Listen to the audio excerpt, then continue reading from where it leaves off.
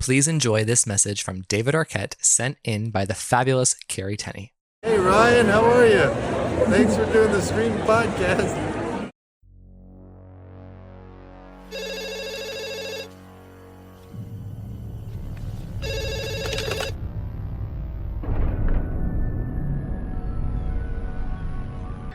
Like scary movies? Uh-huh. What's your favorite scary movie? I don't know. You have to have a favorite. What comes to mind? You are listening to Scream with Ryan C. Showers, the podcast for Scream fans just like you. Join Ryan every week as he takes a deep dive into the horror film series that defined the 90s and redefined the genre. Scream with Ryan C. Showers is your source for scene and quote analysis, character dissections, and the latest news about upcoming installments of the Scary Movie franchise. I hear you like horror movies, Curly, but do you like them as much as him? Hello, everybody, and welcome to Scream with Ryan C. Showers. I'm your host, Ryan C. Showers. Thank you for joining me for today's episode. So this is an epic episode talking about the finales of Scream 1 and 2, but specifically Scream 2. So we did an episode about the Scream 1 finale in December, coinciding with the anniversary of that film. But this time we are doing a Scream 2 finale coverage, and then we're going to do a battle of the finale. This is a new series with my friends Josh and Justine from the Scream Queens podcast, Horror Road Trip, that we are going to do for Scream 3 versus Scream 4 and 5 and 6, as well as what you're about to hear in this episode. So first you're going to hear me and my friend Patrick talking about the Scream 2 finale, and then we're going to talk to Josh and Justine about the Scream 1 versus the Scream 2 finale. So everyone, please enjoy.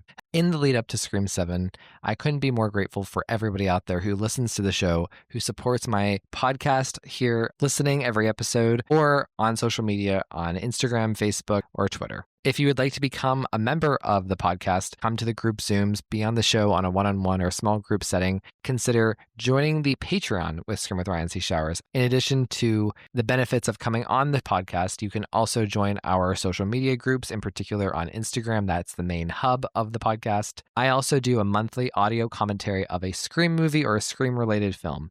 From now through April, we are going to be having a new Scream movie audio commentary. So if you would like to hear my thoughts in an audio commentary form in the style of Wes Craven, Marion Maddalena, et al. Of the original trilogy, please consider subscribing and supporting the show. Thank you to every single person out there who subscribes on Patreon. So I need to thank TJ Jones, who does all of the graphic design work for the podcast, and Ashley Summers, who helps me produce the show every week. In addition, I need to thank everybody over at Patreon, including the Stab Investors and Daddy Ghostfaces. The Daddy/Mama Ghostfaces, they include Carrie Tenney, Corey Wilson, Andrew Dominguez, and Brett Janovich. I also need to thank all of my Stab investors. They include Mark Harim, Ali, Tamika Jones, Christian Ranke, David D., Gustavo Mora, Jess Mariano, Joey Nabrini, aka The Vault, John Cardney, Josh Camillari, Josh Carr, Scream Queens podcast, both Josh and Justine, Kevin Abner, Mark Vieira, PWO5, aka Philip Douglas, Roy Garza from the Hoodie Talks podcast, Ryan Not Dying Young, Sam Levy, and Stevie Shears. Hello, everybody, and welcome to Scream with Ryan C. Showers. I'm your host, Ryan C. Showers. Thank you for joining me for today's episode. Today, we are covering the Scream 2 finale. So back in season 4, we did an episode on the Scream 3 finale. We did an episode on the Scream 4 finale. A couple of weeks ago, we did Scream 1 finale. And here we are. We are now doing the Scream 2 finale. So joining me to dive deep into the Scream 2 finale is my friend, Patrick Leahy. Hey, Patrick, how are you? Hello, I'm good. How are you? Good. You have been on the podcast, in different group settings. You've come to the group Zooms. And the other time you were on in like a more formal setting was, believe it or not, The Exorcist Believer back in 2023. My Exorcist sweatshirt to celebrate. Oh my God. So you remembered that? Like that was like you had that. Absolutely. How could I not remember that atrocity? The film, not the podcast. Yeah. But no, I mean, like, just thinking about that, like, that time was so different. It's crazy to me to think, like, just how different the Scream culture was 2 years ago. And now it's just, like, wildly different. So even though you've answered these questions before, we're going to go through Scream Story speed round ranking and the works. And we're going to talk about the Scream 7 trailer and some other stuff. And, of course, we're going to do the Scream 2 finale. So I know. I feel like Scream 2 gets kind of, like, lost in the sauce sometimes. It's been my favorite, well, definitely top 3 forever. Sometimes it moves up between 2 and 3, but yeah, I'm excited to finally just talk about it. Everything Scream 2. Well, so let's talk about first your ranking. So you mentioned Scream 2 is at the top for you. So hit me with your ranking. Current ranking as of today, the recording of this podcast. 1, 2, 6, 5. No. No, it's gonna get worse. It's gonna get worse. All right. 5, 4, 3. Aw, that's okay. Poor 3 at the bottom. It's all right. 3 gets a lot of love. It's fine. People are gonna come at me in the comments, but I feel as though, yeah, and I guess my ranking changes depending on like, am I judging them by like quality of films? Like, are they good? Like, how good of films they are versus like how much I personally like them versus who has the best character arc or ending or whatever. Yeah. So as I zoom out and like my 30,000-foot view of the franchise, that is where it stands right now. Okay. Well, so just remind everybody, what is your Scream story? What is your connection to Scream? Oh yeah.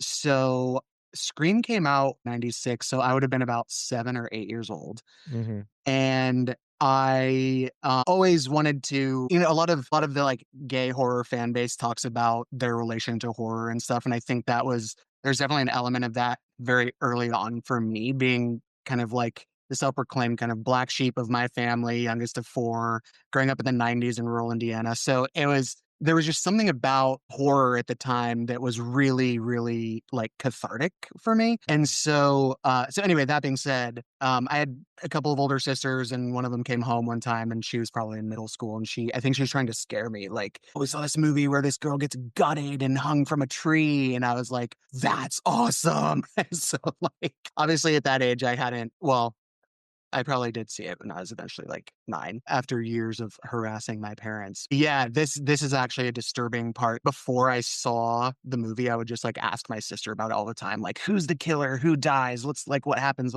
So I remember being in 2nd grade and I loved to draw. And so I would just like draw these like scenes out from Scream that I imagined in my head. And so I would draw like Drew Barrymore hanging from a tree and like in my crayons, and my teachers were probably highly disturbed by it. But that was a memory that sticks out for me. So ever since that first opening scene, I've been a diehard. Well, that's great. And I just want to kind of piggyback. So you were on the Exorcist Believer episode back in the day. That was a Patreon exclusive. So, and plus that's a long time ago. It's been 2 years. That's why I'm just kind of curious and fun to like reprobe, your roots here. So I have to ask, I feel like you're going to take on a very new role, position, job in the world of Scream with Ryan C. Showers after Scream 7 comes out. Do you know why? Wait, I don't know why. So I knew where you were from.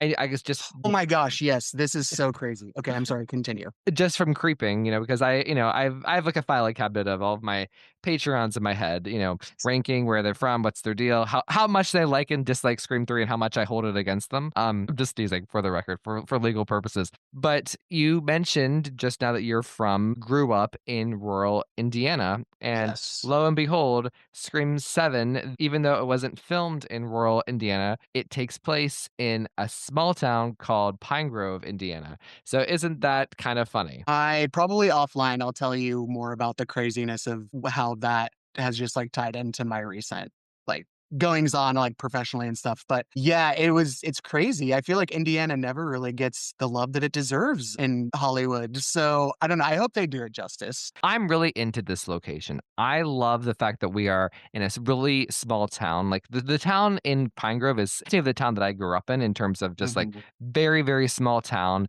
even though Indiana is the Midwest, like Pennsylvania is kind of both Midwest and in the East and the Mid Atlantic, but like it just reminds me of like where I grew up. And I think that's so fun. But I just love that it's an original location. I love that it feels that it's going to have a personality. But here's what I think why they chose Indiana as the location. I think that they were trying to go for a Halloween vibe, like Mhm. Haddonfield, without being so on the nose of picking Illinois. I think it was actually a really smart choice to do Indiana. And I think that like it makes sense for Sidney Prescott to live in a place like that as opposed to Seattle or as opposed to California still. I just think that like she would want to raise her kids in a small town. I think there's a lot of virtues in raising your kids in a small town, but also just for privacy, protection, I think that fits her really well. So what are your thoughts there? Yeah, it's I've never really thought of it this way, but it's interesting you bring it up because I have felt that even though Woodsboro does have kind of a small town, a little bit of a rurally vibe, there's something that feels less realistic about it when you find out it's in California. Yeah. I don't know, and maybe that's because I work in entertainment and I've lived in LA for a long time, and so there's the more I go back and rewatch a lot of my favorite movies, I'm like, "Oh, of course this takes place in LA, or of course this takes place in California because that's where they probably shot it." And like, so I agree. I think the fact that it takes place in a legitimate rural small town feels like the right move. And I'm excited. Yeah, you're because Halloween, of course, and definitely has that fall vibe to it, which is definitely giving Halloween. But then also Scream 2 took place in Ohio, right? Wasn't That's Winter College right. in Ohio? So Yes. kind of like sandwiching Sydney and her, in between her horror legacy pasts, whatever you want to call it. But yeah, it feels like a good move. It feels like the right thing. Yeah. Well, and like because we're kind of jumping into the trailer here, but like and because we see the Stumacher house being burned in the trailer, we don't know. I mean, read into that what you will. It could be a dream sequence. It could be a stab movie. Who knows? But Yeah. it's but it could also be taken literally in our predictions. And if it is taken literally, and the Stumacher house does go down in flames, I think it's actually really smart too to have a brand new location. And it seems like there's a lot of exterior shots, and it seems like they're really doing the work to make it a memorable place that we can recognize. Like kind of like you mentioned Windsor College. Like to me, I feel like 'tis the season, right? We're here for Scream 2. I feel like the setting of Windsor College is so distinctive and memorable and tangible in a way. And like Scream 3 achieves that too for Hollywood, because Windsor College isn't a real place. Like there is a difference. And because Pine Grove isn't a real place, it will be a difference. So I love that we kind of have a new home, a new ground that's staked out in a way. So if we are taking away the old in Woodsboro and the Mocker House being burned down, so what are your thoughts? Yeah, yeah. I mean, I think it makes sense that Sydney is like putting everything Woodsboro behind her. And I am glad for that because like 6 was I liked in New York, but I was kind of like, really? Like we're just going from California to New York now, Don't whatever. you mean Montreal? Vancouver or Wilmington, North Carolina, whatever the hell they decide, or Atlanta. So yes, and I really hope that I guess I'll just dive into like more general Scream 7 trailer stuff. So first disclaimer is I have been so avoiding like theories, rumors, like everything because during 5, again, I probably said this again, like on other episodes I've been on, but I feel like with 5, I was so excited that I spoiled a lot of stuff for myself. And obviously, like when 4 came out, there was not like the YouTube theories and influencer thing was not a thing. So as like obsessed as I was with 4, it's different now. And so I kind of did that to an extent with 6, but again, even with 6, I was kind of dissecting the trailer. So every time I watch a Scream 7 trailer now, it's like once every week or once every other week. And I'm not like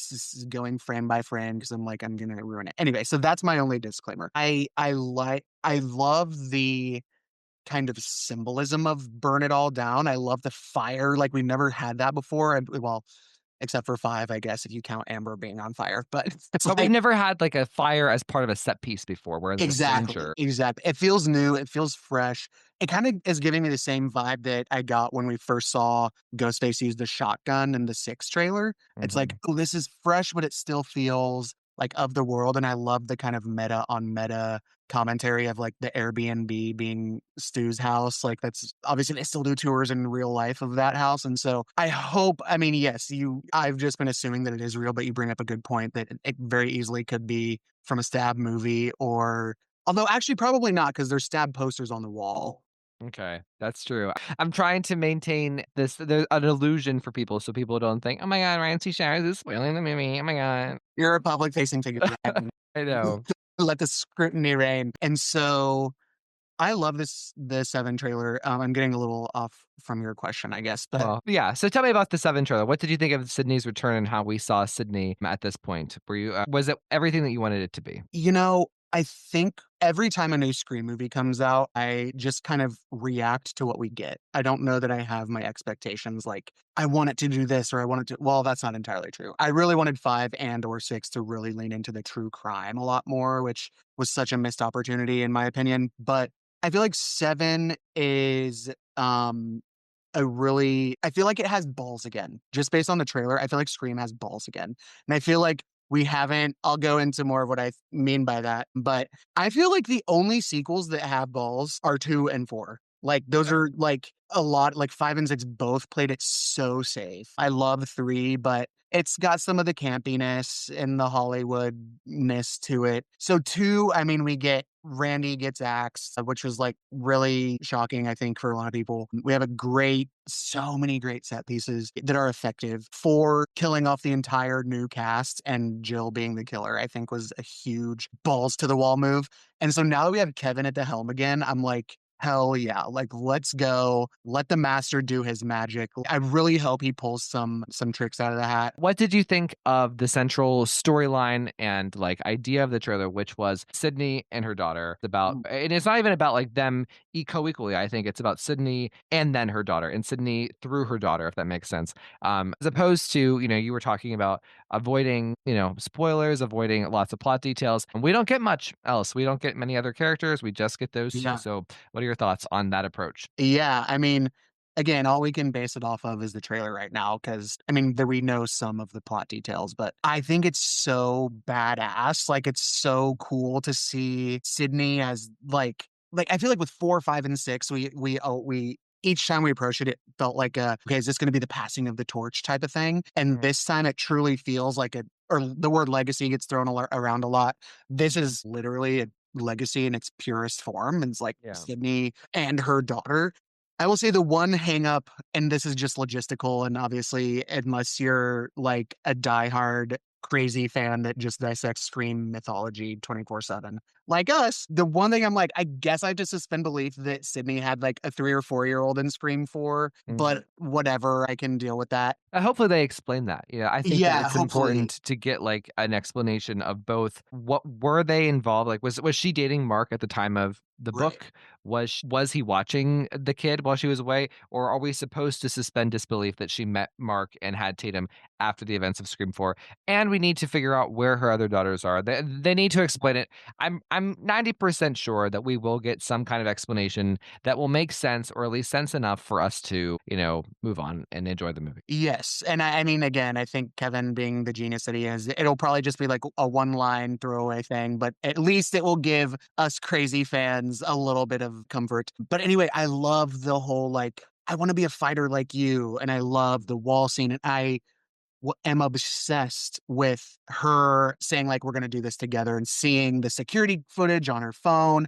I'm like that was so unexpected in such a cool way, and I think it just went to show that Kevin still has really cool, fresh ideas for this franchise. Like, I didn't see that coming, and I think that's a really cool, just addition and twist on what we've seen before. And I also love this is as kind of sleuthy as I've gotten in the trailer, but there is that one quick shot where we see I think Tatum is like pushing Ghostface through a window or something.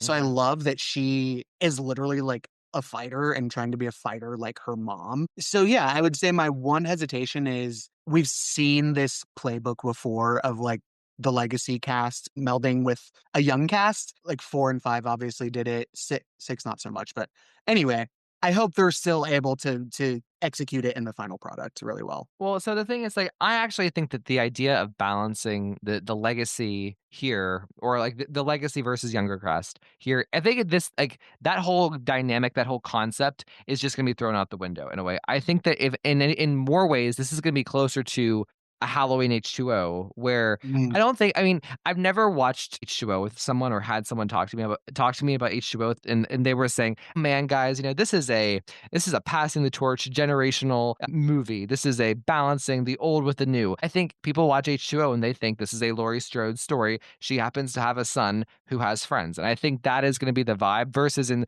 Scream 4. I mean, but Scream 4, it was so part of the commentary, right? It was part of the remake theme that we had the legacy legacy and the remake. They were important symbolically. And then with Scream 5, they were doing the Star Wars thing. They were doing the requel thing. So like they were so both of those were so self-aware. This I think is just going to be very natural. It's going to follow Sidney as the main character, like we followed Laurie Strode in H2O, if that makes sense. So I think in that respect, it will be fresh and urgent because there will be new story to tell, if that makes sense. That makes total sense, and that's a great point because H2O is totally a Laurie Strode movie, and I love that movie. Obviously, it has the Kevin Williamson DNA in it, and that's what part of what makes it so great. But that is a really good point. It didn't feel like this obligation to pass the torch, so to speak. It was just like this is another story. Of course, it's a slasher, so that we have to have some young blood somehow. And so yeah, and I just hope that it seems like Scream can't escape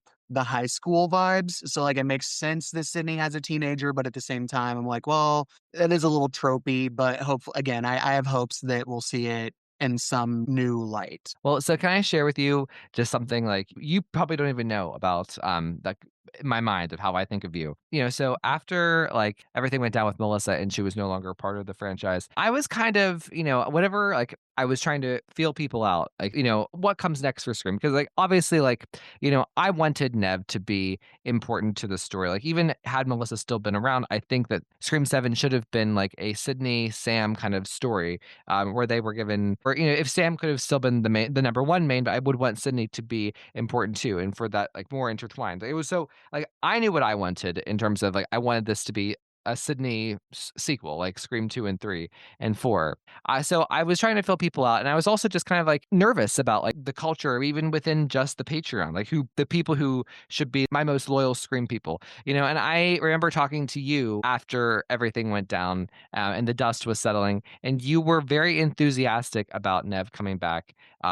And supportive of Scream and not wavering in abandoning it or doing any of the crazy online stuff. And so in you, I've felt a lot of peace and security over the past couple of years. I love that. Thank you for saying that. And I mean that likewise. I feel even though we are so torn on our 6 and 3 love. No, I mean it was such an unnecessary time, and like that sucks all the joy out of everything that makes us love this franchise. And as time has gone on, I have my qualms with Melissa Barrera as the lead in 5 and 6. Hindsight is always 2020. But again, I was probably one of those people when 5 first got announced. I was like, oh yes, like going back to what we were saying, like passing the torch. And when Jenna Ortega got cast, I was like, that's fucking awesome because I'd seen her in You, and then I saw her in one of the killer babysitter movies on Netflix. And so I was like, oh, she's got this kind of like horror girl vibe. Anyway, I didn't feel like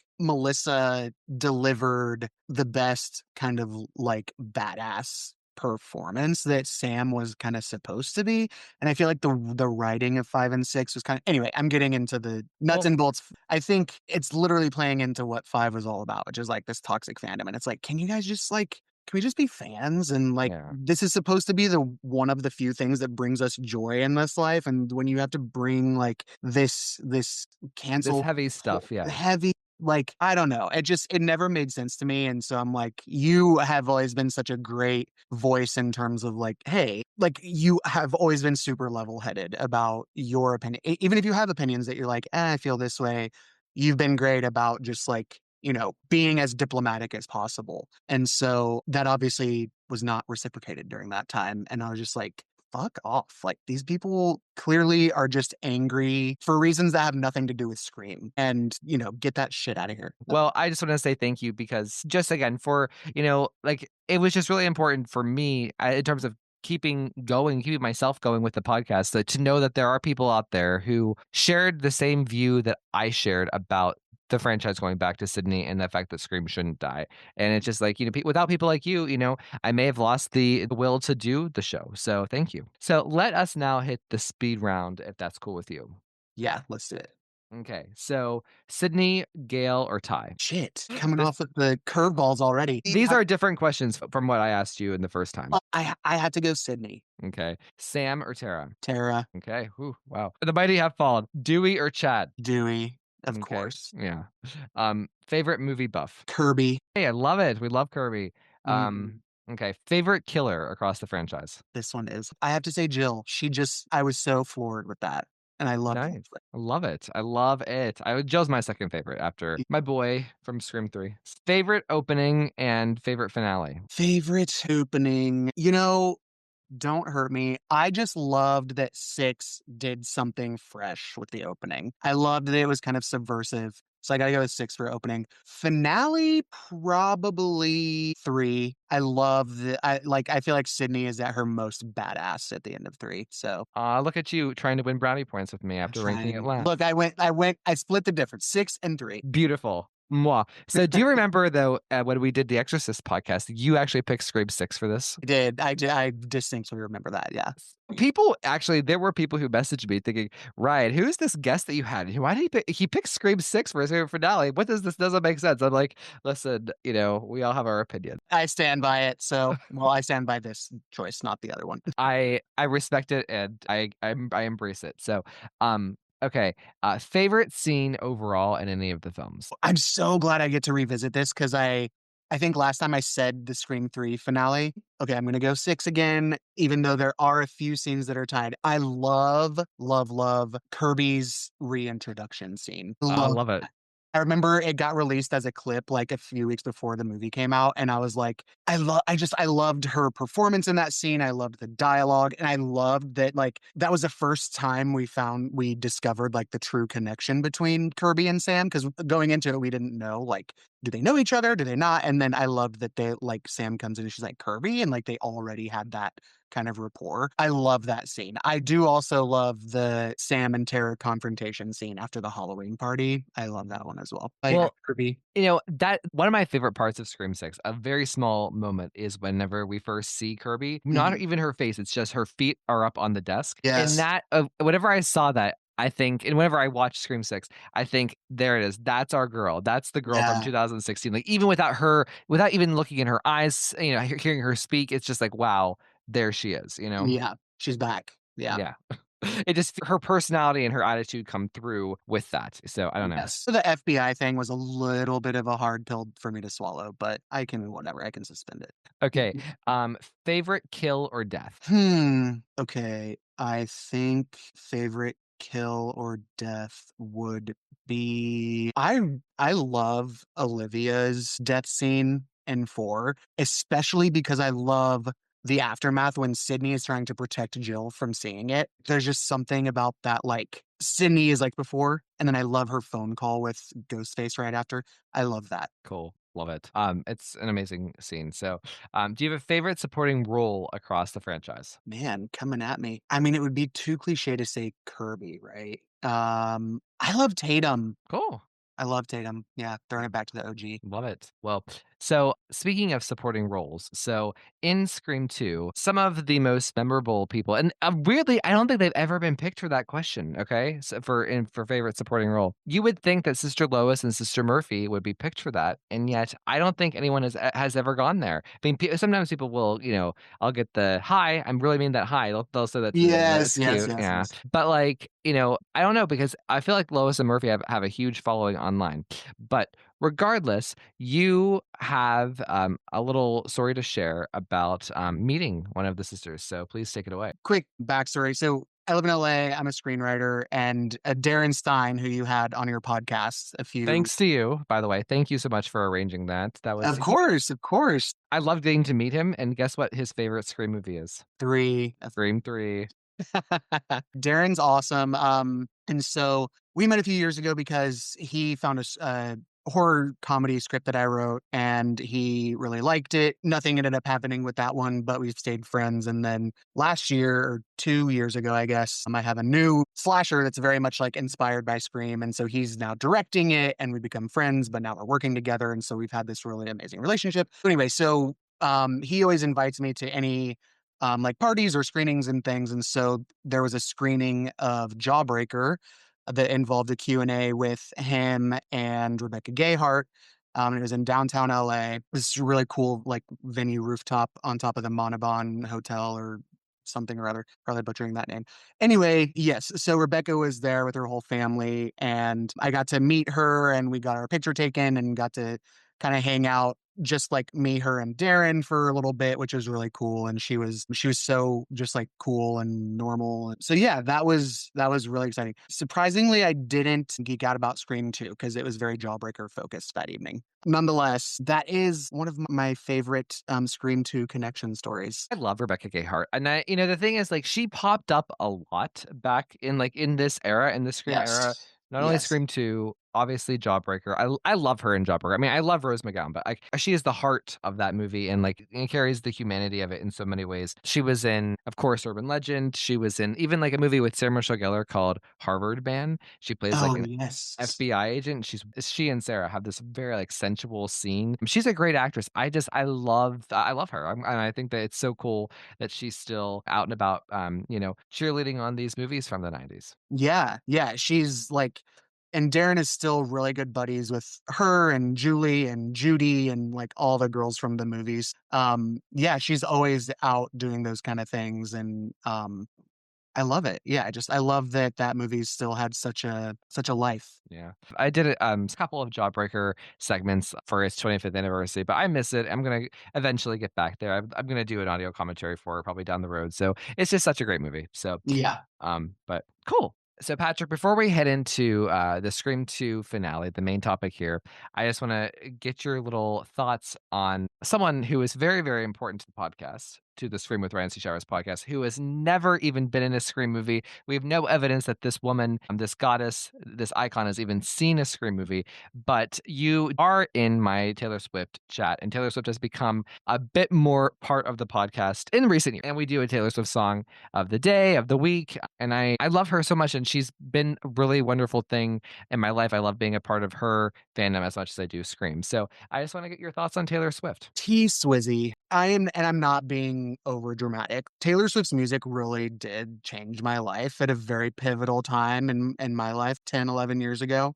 1989 in particular, I just had so many I was born in '89 and I was going through in 2014, I was going through a very emotional, like, in hindsight, again, it's 2020, like, what I didn't know at the time was a very major growth experience in my adult life, and that album just, like, hits my soul in so many ways. And so ever since 1989 is, like, when I've been hardcore. However, up until Tortured Poets, I did not feel that any album came close to 1989, and then Tortured Poets, and I'm like, "This bitch did it again." Like, holy shit. I just feel like she flexed so hard. First of all, double album, and so many of the lyrics and just, like, the poetry of so many of those songs, I'm just like, "Damn, I'm in my feels all over again." In terms of her as a person, I've heard she's super nice. I've never met her. I obviously don't Mhm. know her, but I feel like her fame is something that like scientists will be exploring and researching for decades to come. It's like Yeah. such a strange like fame story that she has, but she has such a good relationship with her fans. Well, so no, I love that you had that you were a 1989 person, and then there was like a second like boom masterpiece moment you had with the Torture Post Department, because I have a huge soft spot for the Torture Post Department. It was one of like the first albums. I mean, like I've been a Swiftie probably since Red Taylor's version, like in 2021. I mean, I've obviously listened to her and enjoyed her before that, but like, but that was when became like a super fan, and then like it was still subtle. Like, I wasn't like so involved, but then like around the time of Midnight's and the Eras Tour and the Travis relationship, that's whenever I became like into it. So in some ways, like I feel like the first true like album release I got to experience fully as a full Swiftie was the Torture Post Department. So in retrospect, I feel like I was so spoiled with that as like the album because of the lyrics and the meaning and the depth. And like it is like I do love her as a person, saying as I haven't met her, but for me, it really isn't a fascination with her as a woman, as a human being. It's more so the art that comes through her lyrics. Like that is what I love most about her, and Yes. why she has affected and changed my life in certain ways, and changed how I understand the world, how I understand myself. Saved me thousands of dollars, I should say, in therapy. Right. But what is your number one favorite Taylor song? Okay, Style. Okay. However, very close second, I don't know how you wanna say it, Lommel or Loss of My Life, or The Prophecy. Yeah, those are perfection. Yeah, The Prophecy and LOML are two of my top 10 of all time, I would say. Yes, So like absolutely. I love The Prophecy. Oh I my love god. that. Yeah, so good. Okay, Scream 2. So, Scream 2, I don't think that we can call Derek. 1997. Yeah. I don't think we can call Derek the loss of Sydney's life, but there was definitely a huge loss in that moment. So, low key, my favorite non Scream 3 Sydney moment of all time is Derek's death. I need to know why. I find it so deep. I find it so fascinating. I think it's like Nev's best acting outside of Scream 3 so far. I just think the doubt that she has about it and like the way that she instinctually goes to save him, right? But then her mind is messed with. And realistically, she wouldn't have been able to, but it's Mm. just the culmination of everything, of her own insecurity, of Mickey manipulating her, of Derek and how kind he is and how genuine he is, and how high of a pitch that emotional climax is. And just the look on her face and like Nev's expression of it, and like it's just like an out of body couple, like 2 minutes of Wes Craven, like just going back and forth. It has amazing editing, cutting from like Mickey's point of view to Derek's point of view to Sydney being so torn, not knowing what to do, and just the pure loss she feels in that moment. Like I think Derek's death, I think everything that transpires in those couple of seconds is the reason she goes into hiding in Scream 3. I just think that is a fundamental moment of change for her, where she goes from being somewhat more stable to less stable. And it's just so impactful on me. It's just one of Nev's best acted moments ever, I think. Well, it definitely explains why she's single in Scream 3. Yeah, right? I love that take on it though. I This is why too is I'm just gonna, yes, for now say it's my favorite sequel because first of all, there's so much emotion and like character drama in that film. Not to mention like the very meta sequel commentary that made the original so good. Like it plays with the sequel and like the play on words and things so well. And the copycat killer. Gail, I think, has the most dynamic arc in that film. Sydney, and like you said, Sydney and Derek's relationship and the Cassandra themes. And yeah, I mean, there's so much. It gives us so much more than just a typical slasher. And obviously, that's what makes Scream as a franchise. But I think two does the emotion and the character arcing the best. I think that Scream 2 is an objectively great film that critical, snobby, artsy kind of people really dig and really understand. I think that they're on board. I think that there are some fans who think that it's long and boring, but I don't think that they're so abundant. Most people really respect Scream 2 for all of its accomplishments and for being so similar to the original and building things and being the bridge movie. So I think that Scream 2 is actually very beloved. And I think that like if you polled most portions of fans or any selection of fans, I think Scream 2 would come out as the top sequel, if not the top, then probably second. And I wonder, see, this is my thing. I'm curious, how will this change with Scream 7? Will all the people who love Scream 2 the best, are they going to split and go with 7 after this? Who knows? Scream 2 is going to be really hard to beat for a lot of people. So I don't know. I never ever thought of 2 as being boring or slow, but I rewatched it today for the first time in a while, and I actually kind of got that vibe. For the first time in the 50 times watched that movie, I was like, I can see why this is kind of slow because there are a lot of those character slower development moments. But again, I definitely, full disclosure, also do have a film snob part of myself, and that is probably why it's so high Yeah. for me because it is objectively a good film, not just a good slasher. And so, yeah, I never thought of it as being slow, but I did have a little bit of that vibe. It didn't make me love it any less, but yeah, I'm glad to hear that, obviously our reigning master of Scream fandom feels that it is high because it does. Yeah, I feel like especially again, just real like in your fandom of Ryan C. Showers, 3 does get a lot of love. So 2 and some others get like a little overshadowed, specifically kind of probably in the Instagram chats and things that I'm exposed to. Well, so, the thing about the Scream 2 finale in particular, and you kind of alluded to this in the way that you were talking about like the construction of the film, but like the thing I love about Wes and the first 3 films, all 3, 1, 2, and 3, like they are all so well proportioned and like everything is placed earlier on in the movie to pay Mhm. off in the finale. And Scream 4. I need to get better at like lumping in 4 whenever I'm talking about the original films. But like I just, talking about Scream 1, I literally said the exact same thing on the Scream 1 finale episode recently. He uses like these things, these plot devices, these things that were explained and developed earlier in the film here in the finale to play pivotal things. So for instance, like, we see the whole action of the Cassandra play, and then the finale takes place on the stage. The necklace being so significant in the cafeteria scene coming back into play, where Sidney, that was something that was like emotional and sentimental for Sidney, that then becomes something she can use as strength in the finale, and a way Mhm. to kind of start to get the upper hand over Mickey. It's just, little things like that all kind of add up. But also you have Gale and you have Cotton, and like Cotton specifically in the finale. It's so brilliant the way he's used. I mean, I think that there's no better red herring in any Scream film than Cotton Weary in Scream 2. And even in Scream 2, the doubt that we have in him, the lack of, clear motivation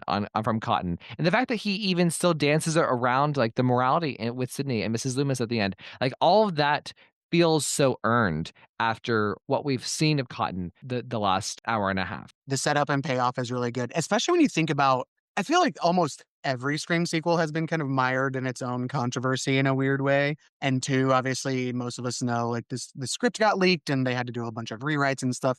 So even given that, the way that two ended up is kind of a miracle and such a feat. But you're right, they utilize all the different parts. And upon again rewatching it today, I was like, it's actually kind of genius to have, Cotton come back at the end, because we haven't seen him in a while since the library scene, I think, or the police scene after that. But because it's like everything's down and we figured out who the killers are. And then there's that moment Mrs. Loomis is like trying to stab Sidney. And then it's like, skirt, Cotton's back. And they like threw him in there in a really effective way. So there's a lot of those moments. And even with Mickey, like, um, earlier, like we see like in the his first scene in the classroom when they're talking about sequels, and he's saying, they're having that conversation about art imitating life versus do movies control our actions or whatever. And he's very clearly on the side of like films affect our actions. Like that's the argument he makes, and that kind of mirrors obviously his entire motive at the end. And then after Derek is attacked, he's like planting little seeds for Sidney, like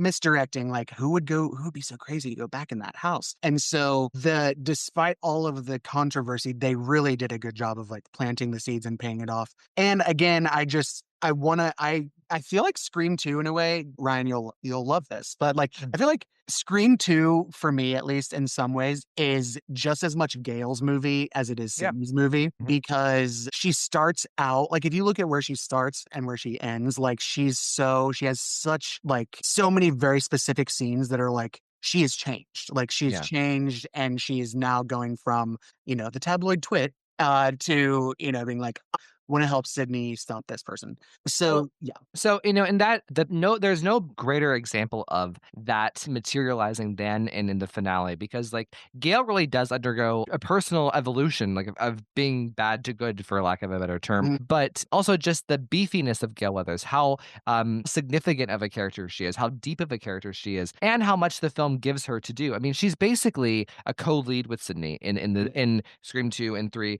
kind of 4, but she's super, super important to the narrative, and they put them kind of on equal footing. And like we see this visually in the finale with like, the two killers kind of holding them at gunpoint, and they're both kind of standing tall in between them. And even in those brief moments when we see the shots of them and they're kind of talking to each other, it just feels epic. If they feel like giants, they feel like these huge figures. I love that. And of course, then that we get this ultimate payoff of Sydney helping Gail out of the pit, and Mickey being the twist. Mrs. Loomis isn't coming back for one last scare, but Mickey does, the guy we forgot about. They both have a gun and they shoot him dead. That sequence has always been something that's been a favorite moment of mine. It's so clever. It's so feminist. It's just amazing. Just the gunshots and the editing and like the visuals of them each holding a gun going at it. It's just, it's perfect for a sequel when you're stepping up the game, but also just as a final product of like making Gail so much more important than what she previously was, and making her important to the narrative and equal to Sidney.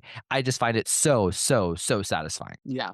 I agree. And again, that's why 2 is the best sequel. Well, fair enough. Well, and like here's the thing too. So, the whole stage aspect of the finale. Like why does it take place on a stage? And Wes has kind of talked about this many times over his career and the promotion of Scream 2, but like love the setting of Scream 2. First of all, I find like just the cinematography in Scream 2 to be very beautiful, very lifelike, very realistic, but also just, whatever. And like I just think that it was visually a very cool place to have such a long set piece set. But in addition, the whole point of Scream 2 in a way is in Scream 1, this was just a small town. And then in Scream 3, it's Hollywood. It's the biggest of the big. And Scream 2 is this transition movie where Sidney's life is beginning to be put in the public eye in a different way. She is performing on a stage for people, literally as Cassandra, but also her real life. And I think that's what Wes is playing with, is this idea of like the exhibitor of human life and the lines that crosses. And like it's not lost on me that when Sidney first enters the finale, the first hint that she has that the killer is there is a spotlight goes on her. How much more metaphorical can you get? How much more beautiful can you get in that way? But to piggyback on that, I love that Sidney uses the stage that is ailing her, that's hurting her and causing her so much pain, the stage in the metaphorical sense. She then uses that as her own weapon against Mrs. Loomis to kind of defeat her in a way by literally using the stage as a weapon. Any Mhm. thoughts? That last point you made is exactly where I was gonna go. A couple different things, but to that point specifically, it's like back on Sydney's turf. That's where she belongs. That was her major. And obviously without the Cassandra set piece like in the middle, it wouldn't have the same resonance. But that's why it's like, dude, when you think about it, like Gus, he's in like one scene, but the scene he has with Sydney, he's like drawing all these beautiful parallels between Sydney and Cassandra and why she should do this. And that is really like the linchpin of why the finale being there is so big, because it's like Sydney taking back her power, like standing up. Like probably my favorite line in the movie is, "You're forgetting one thing about Billy Loomis. I fucking killed him." And it's like, oh shit, she's like, the bitch is back. And then when she runs backstage and is like taking the axe to all the ropes, and she's like you said, utilizing the stage as a weapon, it's like, okay, we feel like the killer is on Sydney's turf now. And she's using that. The other thing that I noticed with my most recent watch is how the theater kind of bookends the film with the opening scene taking place at a movie theater and Maureen going up and dying on this stage, and then the ending literally taking place on a stage and the confrontation. And so I thought that was a really cool kind of meta commentary that I don't know if it was intentional. I'm sure it probably was. Yeah, I'm like, there's no way that something that big was an accident. But yeah, I mean, again, it's like every time I go back and watch it, I find these little things and I'm like, oh shit, that's like the perfect like bookend, especially to this type of a movie. And I think you put it perfectly of how this is the first time Sydney, her life has been put on a world stage. And now she's like taking her power back on a literal stage. Well, and also you mentioned the line, the famous line. I would probably say that more people have said that line is their favorite quote from any of the films than not. From than any other line in the movies, besides maybe "Don't fuck with the original." But like, you're forgetting one thing about Billy Loomis. I fucking killed him. It is worth the hype. Like it is so Yeah. awesome. But what follows is really cool. I think that like the fist fight with Mickey doesn't necessarily rise to the level of Roman, in Scream 3, but it's still pretty freaking badass. And like I think that Sydney in the Scream 2 finale, and specifically after Derek dies, everything that we see of her is almost like the prologue of what we will go to find is her in Scream 3, in terms of like reaching a new level of badass and a new level of trauma. And I think that like through that line, like that line is like the triggering moment to get her to go into this extra new level badass. I'm going to really fight to the death. I am the fighter. Yeah. And like even like Nev, like whenever she swipes Mickey, across the face, and she then goes on to kick him, and she says, "You piece of shit," and it's just like that. It always makes me giggle. I don't know why. It's just because she's saying it so sincerely, but it's Yeah, yeah, true. yeah.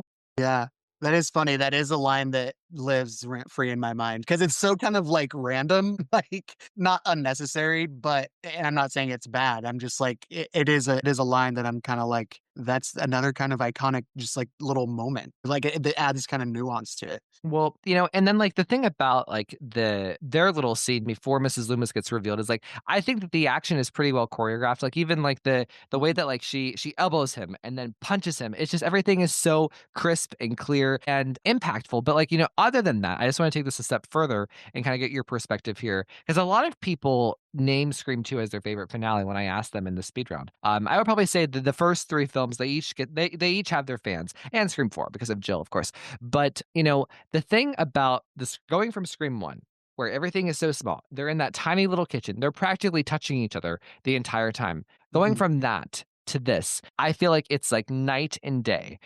I see the Scream 2 finale as like it's a lot of action because not only the fist fights and like the actual physical fighting, but the stage and like just the coverage on the stage, it's very long. It's like double the length of the finale.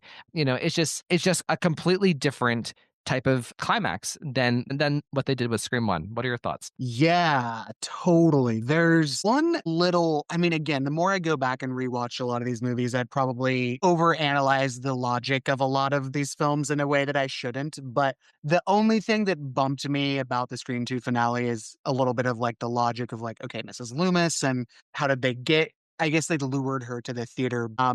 Anyway, but even the logic is not that it's not that hard to suspend to me. I do, and for all the reasons we just talked about, I think it does have this bigger, more epic feeling, and we've already talked about kind of like the character meaning and metaphors to that. But also, I'm pretty sure I'm right, but correct me if I'm wrong. Kevin didn't even want to do a sequel, right? So like he in the original script, I think he had Sidney dying. So I feel like they were like going balls to the wall with this one. And the fact that just like the whole theater of it, and it just played into the exact DNA of Scream. Well, so I want to ask you about the killers, because you elicited like the Mrs. Loomis of it all. So with Mickey, we have like the trendy motive, like the edgy, like kind Mhm. of thinker 90s, very like hip motive in terms of wanting to blame the movies and get like go into a trial, blah blah blah. And then with Mrs. Loomis, you have the opposite. You have just a very simple, natural, logical, clear idea of what her motive is. Anybody can understand it, and it's classic versus. So in some ways, you have like the cutting edge versus the classic. The motive that goes back to Friday the 13th and films before that. So, what are your Yeah. thoughts on our two killers here? Yeah, I mean, I think couple things. I think they had to have Mickey's motive. Without Mickey's motive, it's not a Scream film because he's the one that ties the film and the meta-ness of it. And so I get they needed that. But again, I think they did a good job of like setting him up within the opening scene and the film class and having class with Randy. And so they did it well. Mrs. Loomis of it all, the Debbie Salt of it all. I see Nancy Loomis as like putting on the persona of Debbie Salt because to target the people who were involved in Woodsboro, meaning, the two girls and the two boys, Randy and Dewey. But I think like specifically Sydney and Gail because they were the ones who killed him. They were the ones who actually shot him. She has beef with Yeah. them, and like Gail kind of profited off of the murder of her son or the death of her son. There's a lot of depth there, actually. There is the whole idea of Billy's mother coming back. It's such a glowing homage to Mrs. Voorhees and, the mommy issues of like the serial killers. And it also plays into the theme of love how, I love her dialogue with Sidney. It's so good about, she's like, to love him and nurture him and abandon him. And she like, calls her out on being like a shitty mom and all this stuff. And so, suspension of belief aside, the confrontation alone between Sydney and Mrs. Loomis is like one of the best parts of the whole franchise. Well, it is, and like the big key to that, I think, is Laurie Metcalf's performance. Like there is a specific Yes. campiness that she does better than anybody in this franchise. Like, Yes. and I think Yes. you could reasonably argue that she gives the best performance of any killer in terms of like acting, in terms of like a theater actor. She's classically trained, right? Going Mhm. into and doing this role absolutely perfectly. Both the Debbie Salt, like the just in every cheesy way she delivers a line, but you buy it. You buy her as like Mhm. this small town. But then the switch flips and she is perfect as Debbie Salt. There's not a cringy moment in that performance that isn't meant to be a slight cringe. It's like everything is so intentional, everything is so effective. It is camp perfection. It totally is. And I think Laurie Metcalf is probably the best, well, and Skeet, but like one of the best killer performances of all time because she just embodies this like rage driven, revenge driven mother. And it ties directly back. Like her motive is so perfect. Like, of course, she has not just because Sidney killed her son, Yeah. but Sydney's mom ruined her entire marriage. And so it's like she has the most rich, like emotional motive of maybe not all killers, but definitely up there. And you're exactly right. There is like literally, there is not one moment where I'm taken out of Laurie Metcalf's performance. Like it is so, like, and as I was watching it again today, I was like, for her as an actor to keep up that hype and that craziness for what, probably 2 weeks on end that it took them to film that entire ending is just like another level of skill and commitment. And so, yeah, Mrs. Loomis is just in terms of Lori and in terms of Billy's mother is like one of the best killers for sure. Well, and so while I think that she is perfection, so let's talk about Timothy Oliphant. Like, actually, so some people don't like his performance. Some people think that he was a little green here. He was a little young. He's gotten better as he's gotten older. I like him. I think he's solid. I like the little wink that he has and the joy he takes in messing with Sydney's head. I think his monologue is well done enough, and I think that he is one of the most interesting scream killers, Mickey. So, what are your thoughts? Yeah, I don't disagree. I actually got for the first time today like Stu vibes from him, which Mhm. probably sounds naive that I didn't pick up on that before. But even there was one or two lines that felt like were directly plucked out of the Stu dialogue. And I was like, okay, so they're going for like his performance, I think was good. He totally sells the crazy, and the way he's messing, again, like you said, like messing with Sydney's mind, especially in that final confrontation with Derek. So yeah, it's good. Well, and he is the first official unmasking person in the entire franchise. So there you go, because Billy and Stu did not take off the masks. So right. Yeah. Wow. Yeah. The more you know. Well, so I have three little things I just want to plug real quick. So Okay. so I love Sydney with the axe. I actually have a thing. So every time I go to like a hardware store, I always go and check out the axe just because does it pass the Sydney Prescott's test of the Scream 2 finale? One. That, But also there is a very subtle moment that most people may not even know. So as Mrs. Loomis is doing the psycho thing where she's looking through the people, mhm. Nev actually they make eye contact, and before Nev starts, slamming away, she gives this little devilish smile, like she knows what she's about to do. Like, and it's like with Sydney, it's so like interesting with her because she's so pure and so good in so many ways, and that's always just been a funny moment for me. It's just like she's just like, "Bitch, you have no idea what's coming." She even has like a kind of like crazed laugh that she Yes. lets out really quick. And then it's like, And oh, shit, yeah, the crazy was out for that. I also think that Wes Craven, I mean, I think that Scream 2 is such a directorial achievement for him and his work throughout with the set pieces and everything and the suspense that he's able to build and how creative he is.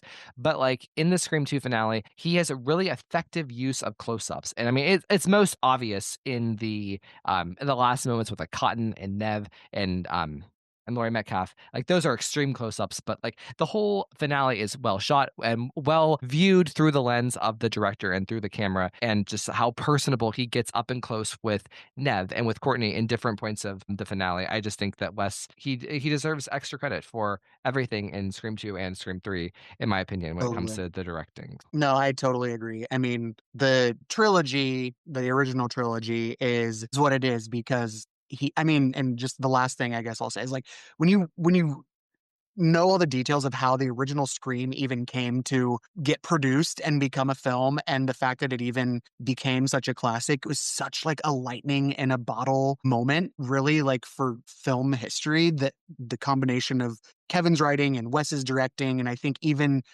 the timing of where Wes was at in his career was just so spot on, and it really birthed this like, yeah, he did some of his best work with these films, I think. Well, and the last thing I want to mention is I love the fact that like the three survivors who are standing over the bodies of the killer at the end are like again, it's going to what you just said about the trilogy. He sets up Scream 3 so well because Scream 3 is a story about Maureen Prescott, and who are the three most important people to the Maureen Prescott story? You have Sydney, who the daughter who witnessed it, who is the trial witness. You have the reporter who uncovered the truth about what happened to Maureen, and you have Cotton, the guy who was unfairly framed, unjustly served time for the murder of Maureen Prescott, all setting that up perfectly for the beginning of Scream 3. So I love that. It's just I also Mhm. just love the visual of them. It's so pretty with the lights behind Yes, them, so. I love it. Yeah. Well, Patrick, thank you so much. Please tell everybody where they can find you online. Anywhere you look. My Instagram is at PJ PJLEHE.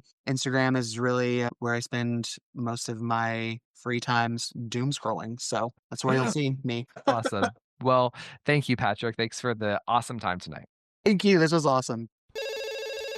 Thank you for joining me for this segment. So everyone, please welcome Justine and Josh from the Scream Queens podcast. Hey, Justine. Hello, hello. And everybody, please welcome Josh. Hey, Josh. Hey, Ryan. Any day I get to talk about Scream or any of its sequels is a good day. Well, you guys are my Nev experts, my Nev fans. I love you guys. And I love your passion for Sidney Prescott. And I don't think we got to talk about it in the closure episode in July this past year. Mhm. Oh my God. Just listener, if you haven't listened to, I don't remember the episode number off the top of my head, but it's called Closure. It premiered on July 11th, I believe, because that's Justine's birthday. Yeah. So go back and listen to that. Josh and Justine are on with me and Ashley, and it's one of my favorite episodes I've ever done of the show. Anyways, we talk in that episode a little bit about the finales, but not so directly on point to the finales. So here's my question for you guys. Is the Scream 1 finale your favorite finale, or what would you say is your ranking of the finales? I would say, yeah, Scream 1's probably my favorite finale. Mm-hmm. I would almost kind of go in order. Mm-hmm. And it might not even be my favorite order of like killer reveal, but I think 1, 2, 3, 4, 5, 6 are kind of my favorite finales. That's how I rank them. And it's hard because we'll kind of get into it, but the finale is in my mind that the idea of a finale of Scream is just as sacred as an opening of Scream in some ways, just as a scene, as a capper, because everything in the finale is what the film's built towards. It's where Sidney's character arc happens. It's where the killer reveal happens so much. And if that's done well, the rest of the movie in retrospect seems so great. It's so complex. So killers and reveals and motives are kind of separate from the scene of the finale, I think, because it's so much bigger than that. So that's a good astute point, Josh. Justine, how about you? Where is the Scream 1 finale your favorite, or how do you rank the finales? Okay, so I don't know if it's my favorite. Mm-hmm. Probably say that Scream 2 is my favorite because so much of it is wrapped up in that reveal, which I find to be more surprising than the first, which was a little bit more predictable. Not that we hadn't been thrown off and tried to make it seem like it wasn't Billy, but yeah, I think that Scream 2's finale for me is my favorite of the two, but I mean, that's just me being uber picky. It's almost like we're on Top Chef and I'm having to dissect somebody's amazing dish and then they say oh, we were just having to be really picky choosy because these are amazing. Everybody's so great. It's kind of like when we're talking about Scream 1 and Scream 2 finales. They're so amazing. Yeah. Well, so because here's the thing. For me, the Scream 3 finale is my bread and butter. Everything I love about Scream is the Scream 3 finale. It's my favorite thing in the world. So 3 would come before 1 and 2, but it's tied between 1 and 2. There are some days I prefer kind of the epicness of Scream 2. Scream 2's is so wide-reaching. Scream 1, it's more contained. I mean, the intimacy of Sidney being, touching Stu and Billy for most of the finale in that small corner of the kitchen is creepy. It's gross. It's so weirdly, grotesquely intimate. It's just they're two very, very different sequences. And then Scream 3 and 4 are wildly different in their own rights too. But in terms of Scream 1, a lot of people consider Scream 1's finale to be the best scene or their favorite scene in the entire franchise. So I just kind of want to gauge that with you guys. What are your thoughts on the Scream 1 finale in terms of its broad strokes, if that makes sense? There are some people who think that it did such an amazing job of just defining the formula of the finale that would go on for the rest of the films. So I'm going to kick it over to Josh. What are your thoughts on the Scream 1 finale macro level? I agree. And to me, the finale starts when Billy, you think, gets murdered. And it starts with that epic Sidney chase scene through the house, out the window, to the barn. It just keeps going on and they're fighting. But to me, I feel like the finale is kind of a genre reset. The kitchen scene is like kind of sets up like a whole mission statement for the whole franchise.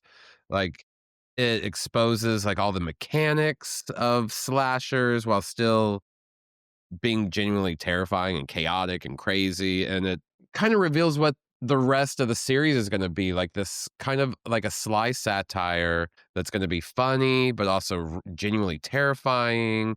And it kind of bridges those both really perfectly, I think. And the horror and the comedy of Lillard and, Sidney also putting on the mask and attacking. Like there's just so many different layers that we later see, even all the way to like 6 with Yeah. Melissa Barrera putting on the mask and attacking, like things like that. I feel like one really sets the tone for kind of the rest, all the other finales. And that's not to put down the other finales. It's just saying it sets the tone for like what a Scream finale is. Justine, what are your thoughts on the Scream 1 finale, just from like a macro standpoint? Yeah, probably like from like a 30,000 feet above. It's like it's a template, it's the perfect blueprint for how, the following sequels, architecturally will be built. It's the perfect kind of foundation for the mixture of playfulness and suspense and dread, and it bottles it up really nicely. And of course, it's encapsulated at the end with like being in just the kitchen. What I love about the beginning of the finale in Scream 1 is it is going to set up that cat and mouse, but where Scream 2 is like, oh, we're in a theater, so let's put on a huge performance. And I love that they're both very different, but yeah, you can really take from Scream 2, like you can point out like, yeah, that's right there. Like we wouldn't have that without having Scream 1. We wouldn't have it. Just really redefined kind of like the slasher reveals and how the villain or villains, like they have their big like little monologue that they give. So I just love how Scream 1 does a really great job of establishing like this is what you should do if you want to pull off a really good ending of a great horror movie. You should do it like this. Scream 1 does it in so many different ways, right? There are so many Scream 1 isms about the finale that go on to become like what we know as the Scream formula, in terms of like, the location, how Sidney interacts with the killer, the motive, the monologue, the person who comes to help Sidney. Like, here it's Gale Weathers with the gun in Scream 1. It's kind of Gale Weathers in Scream 2 as well, except you also Cotton. With the Wes Craven finales, there was a very unique formula, even down to, in Scream 1, we have Sidney, Gale, and Randy standing over Billy's body. And then that image of like a 3-person survivor trio standing over the dead body of a killer, that gets repeated in all of Wes Craven's films. It's one of my favorite small touches about his movies. And I guess it's repeated in 5 as well, to an extent, with Sam. But I really hope that we get to see that in Scream 7. By the way, I hope that it's Tatum and Sidney and Gale. But I want to kick it off in terms of Nev, because you both are super huge Nev fans. I would like to talk about Nev and her approach to Sidney within the finales, because like in my opinion, like the finales, especially in these first 3 movies, are really where Sidney comes full circle in terms of becoming a fighter, in terms of the knowledge she learns about her mother, or whatever things she gleans in Scream 2, with how psychologically she gets messed up, and then in Scream 3, how that all kind of resolves itself. But in terms of Scream 1 and 2, let's talk about Sidney and like, how she approaches the finale, how she interacts inside the finale. I think that they're vastly different. In Scream 1, I feel like there's almost like this earth-shattering aspect to Sidney and into the way that Nev portrays her. And we can talk about Scream 2 in a minute, but I'd love to hear your thoughts on Sidney in Scream 1. Justine? Yeah, I'm definitely, as to be expected, that she's kind of taking all this trauma for the first time. So, naturally her reaction's going to be vastly different. But there's, definitely a certain tenacity that comes with Sidney, regardless of which finale we're talking about. She definitely has like a resiliency within her to just survive. And that could just simply be because she witnessed, to a certain extent, her mother's untimely death. And she knows that like life is very limited. And so she is innately a survivor, but I think she comes at it differently the second time around where the trauma is not as fresh. She's very much living within it, and maybe even like she has to kind of like glean back on that trauma from the first one, like to ground her so that she can be smarter than her killers. She's less reliant on maybe like someone else grabbing a gun or the availability of like a closet to hide in once she's able to escape Billy and Stu. She gets smarter because of that trauma. But I do think that definitely her mom passing away and her being and it being a murder and her just like having to deal with all of that definitely impacts, I think, just from the beginning how she's going to handle people that challenge her existence. I wanted to just like follow up with Justine, then I'm going to ask Josh the same question. You know, whenever we did the closure episode, I acted as though Sidney has like a kind of a happier ending in Scream 1. And you kind of said, that's cute, Ryan, but not really. And like you really kind of like made me see Sidney in Scream 1 for just how sad she is. You know, I think that there's almost like in between you and my friend Ashley, and Ashley's kind of talked to me a lot over the past couple of months about Sidney. The way I see her in Scream 1 is completely different than I used to.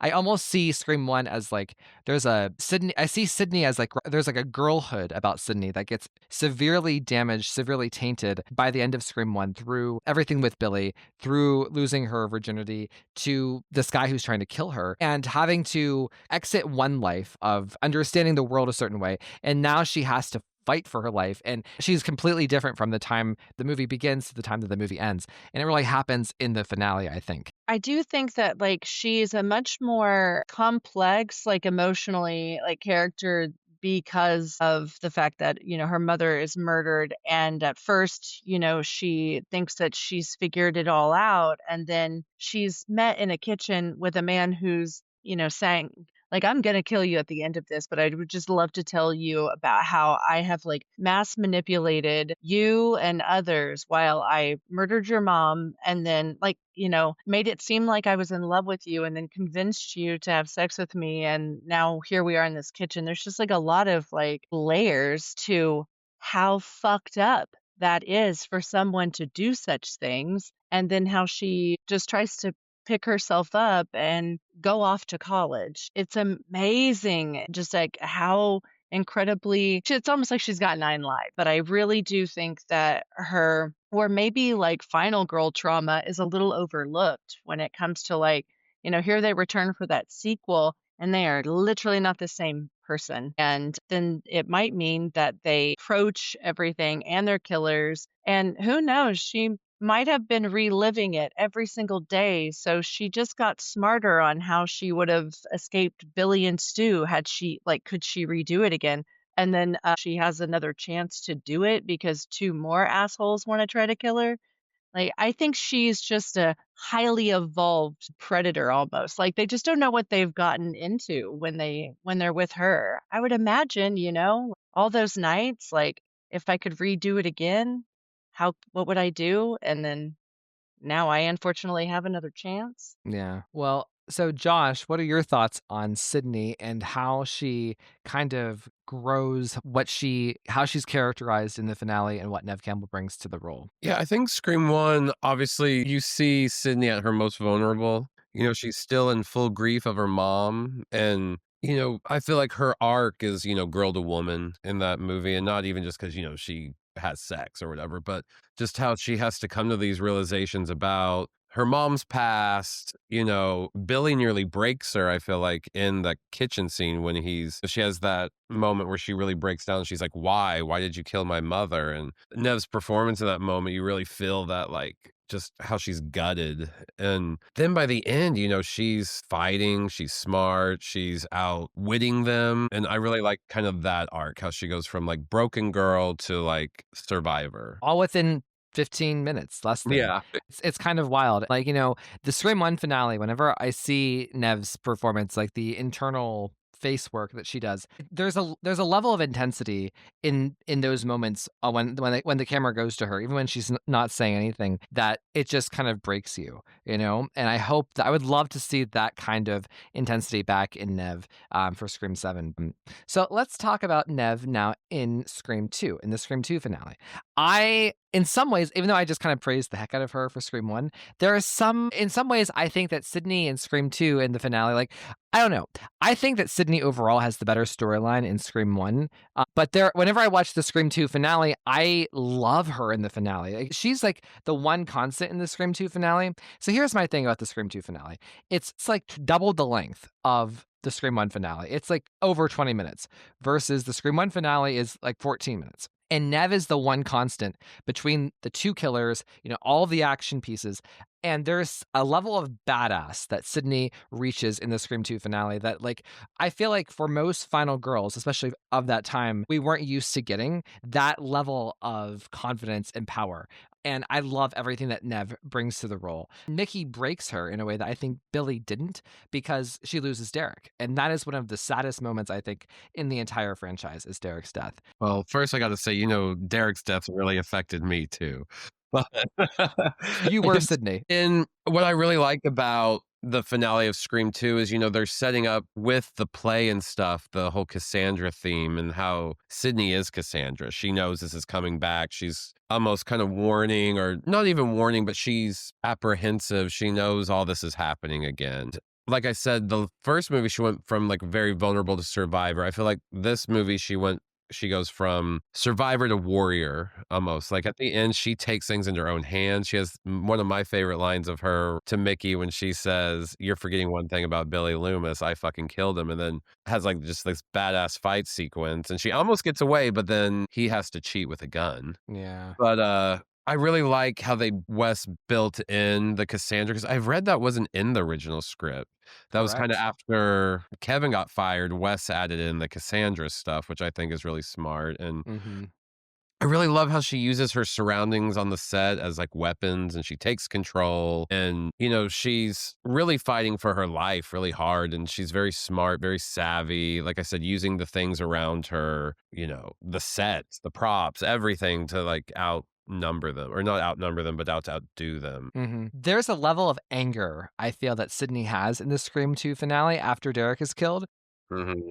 Anger at Mickey. I feel like with Billy, it was different. She was still trying to find her footing and how to kind of outsmart them. With Mickey, I think that she disrespects him so much, and she is so angry for what he put her through, the way that he tricked her, the way that he messed with her, and the fact that Derek was just killed in front of her. I think that anger kind of fuels her, like adrenaline almost. What are your thoughts on Nev and Sidney in the Scream 2 finale? Yeah, she's definitely got a Linda Hamilton thing going on. She's so fiery and feisty. And I think also, she doesn't quite have the killers like at the same time. She gets them divided up, and one kind of, plays checkmate on the other. So it's almost like with Mickey, it's like she's Mario having to go, to Bowser's castle, but then she's got to go see the big boss after that.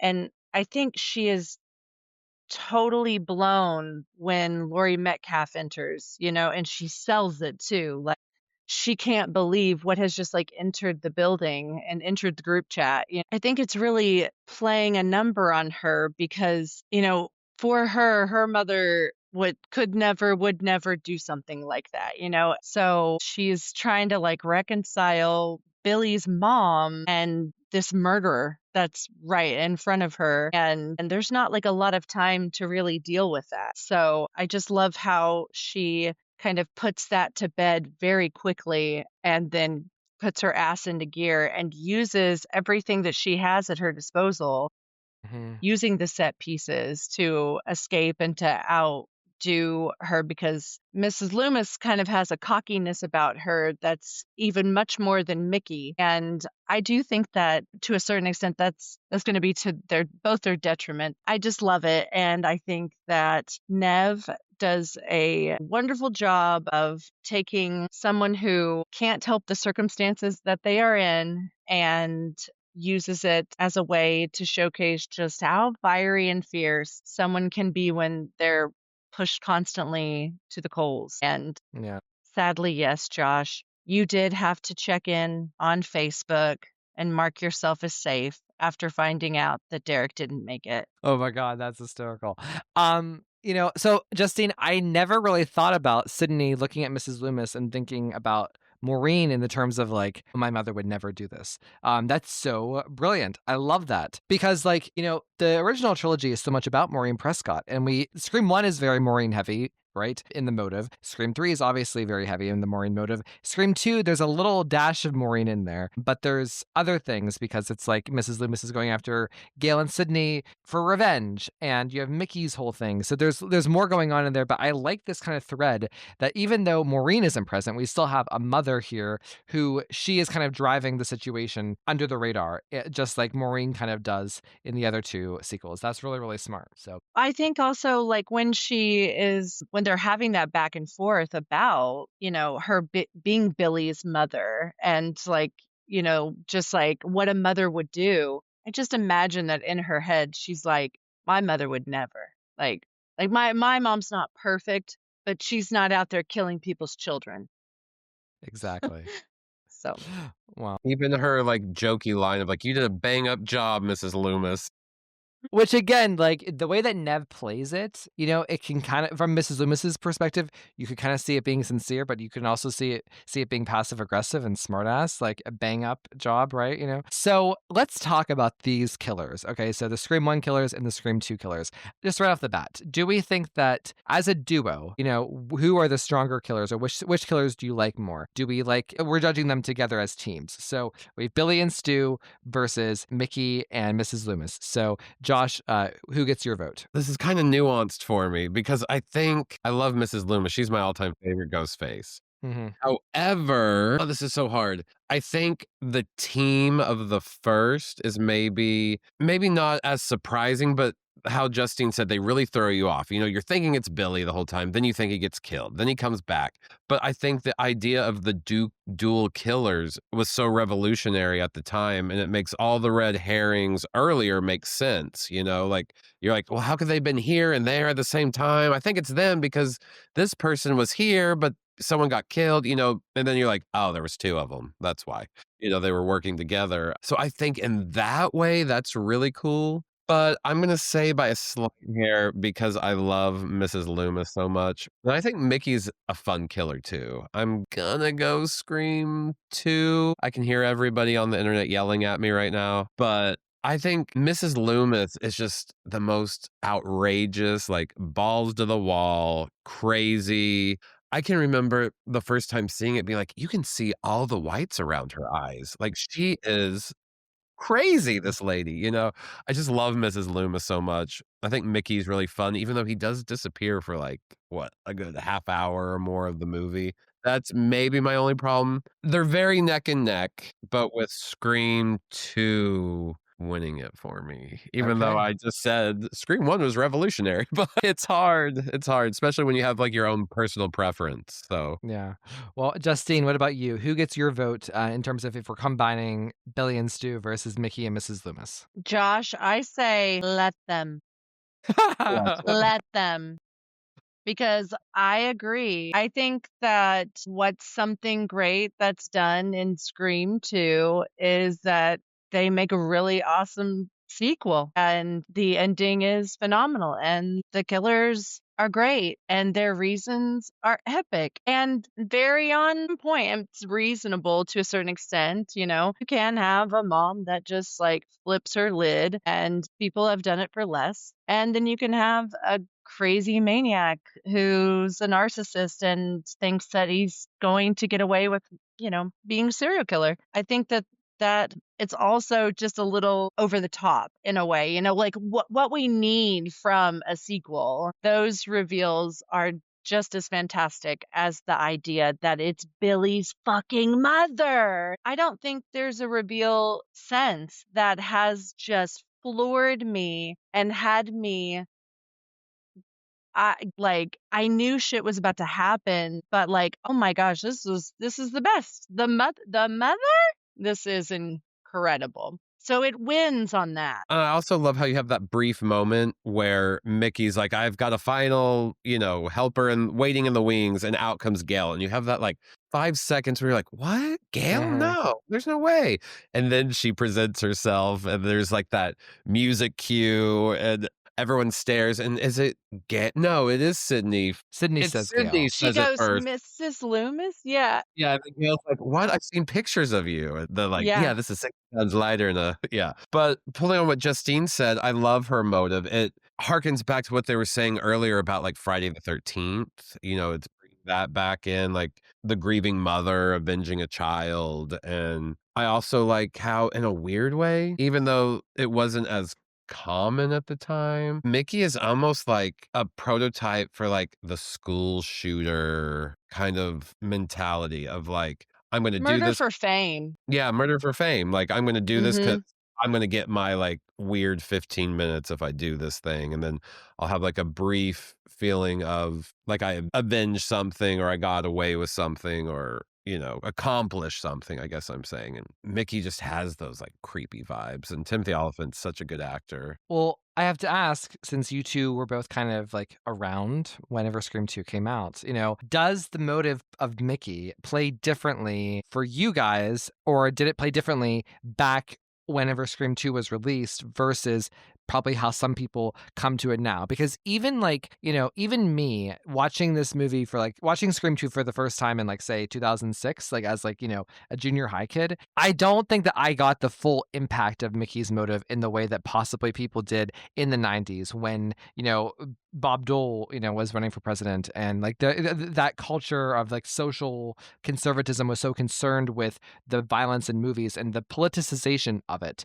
that was so prevalent in the culture of Scream 1, 2, and 3. I think it really worked because in coming out of, like, the '80s into the '90s, you're coming off, like, the whole satanic panic era Oh, of right. everything you're listening to is making your kids satanic. The movies are making your kids satanic. The video games are playing, everything is leading your kids down a dark path. You had all the televangelists, like, your kid's listening to, Ozzy Osbourne or just whatever, or, like, if they're playing Mario, or just whatever Watching video The games they're Craft. playing. Yeah, like, it's rotting their brains. So I think in that aspect, that was so prevalent in, like, the '80s into the '90s that I thought it was a really clever motive, or like how he said, like, "Oh, yeah, I just wanna kill people, but I'm gonna use this as my motive, and they're gonna let me off because they're gonna say the movies did it to me, and then I'll be okay." And there was also things like the Menendez brothers and other just, very like nameable, infamous people at that time that were committing these like heinous crimes and getting so much screen time, getting a lot of news coverage and everything about from not just the murders. The murders was just the beginning. Mickey was obsessed with the court case and how it was going to be a whole spectacle.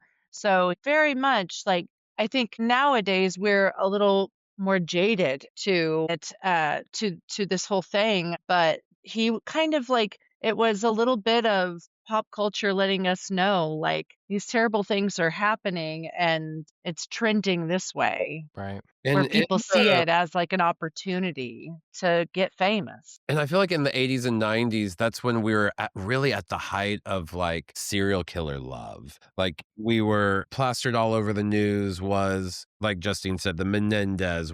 All the, like, tabloids and stuff were talking about, like, BTK and, all the different serial killers. John Wayne Gacy, like, you kind of knew all of them by name. Like, someone would say Dahmer, and you're like, "Oh, yeah, that crazy guy that was eating people and so it was like serial killers, that was like a huge thing, and I think it was even in the '80s when that term got coined by the FBI, serial killers, and so I think that idea of becoming famous just by, like, committing mass murders and whatnot, and like I said, becoming famous by that was, like, a new concept just in the last 15 years when Scream 1 and 2 came out, and so I think they're really playing with that in Scream 2, which is cool. So I've never shared this on the podcast, but I feel like I want to because just of what we're talking about. And he's on the news today. Literally, I just watched the news. So everyone knows what happened last year with Luigi Mangione. Oh, yeah, yeah. So he was caught in the town where I live, in the city where I live. Literally,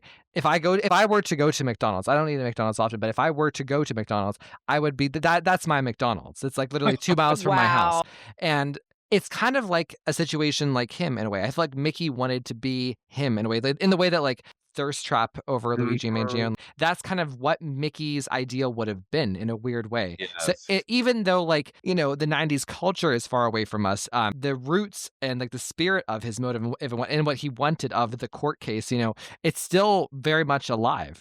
So it's Mhm. very interesting. So okay, Mhm. I didn't get to vote. I would probably say Billy and Stu are the stronger team. I think that they have, because they spend so much time together inside like the killer finale, but also before we know that they're the killers. So I think that them as a team, they work well together and there's really vibrant chemistry there. Mhm. But I think that Mickey and Mrs. Loomis have far more interesting motives. I mean, Stu doesn't really have a lot of a motive compared to Mickey and Mrs. Loomis. So I would probably say they're the stronger team, but I think like Mickey and Mrs. Loomis are kind of stronger individually, stronger philosophically, stronger, conceptually in a way. And I think I want to take a vote. Who do we think is the best killer of the four? So, Josh, we know who your vote is.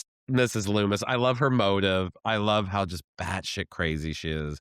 I love Laurie Metcalf's performance on that stage when they're just battling. I also just love Laurie Metcalf's performance when she's just pretending to be Debbie Salt, like just the little local townie news reporter that's, just wanting to get, some inspiration from Gail. And then it twists and she's like just this nasty, vengeful woman who's just, you could tell maybe even left her family and things because she was a little unhinged, and who knows what maybe she would have done to Billy's dad if she stayed, if she's that violent in nature that she could do this in the name of like, I'm avenging my son, even though he killed a lot of people and tried to kill you, and you really just killed him in self-defense. There's definitely something unhinged about Mrs. Loomis. Mhm. So yeah, I think my favorite is Mrs. Loomis for sure. Maybe the best is Billy. All right. Justine, how about you? Okay, well, I think it's Mrs. Loomis, but I think like mother, like son, and that Mrs. Loomis, when she's acting like Debbie Salt, she's acting. And when she's Mrs. Loomis, that's Billy's fucking mom. And that's probably why Billy's dad was trying to find something else, because I think that she's batshit crazy and that she had been for quite some time, and that's probably, like, why Billy was, just as crazy. Like, that Mhm. apple did not fall far from the tree. Hit a lot of branches on the way down. I agree with Justine, and I think it's so interesting to think about. I've never talked about the idea of like Mrs. Loomis, like what was she like in the marriage before she left? She probably was just as unhinged as she was that we saw her interacting with Sidney. She was probably, she's just as crazy as Billy, and it probably came out in her marriage and as a mother. And to leave your son and to leave your family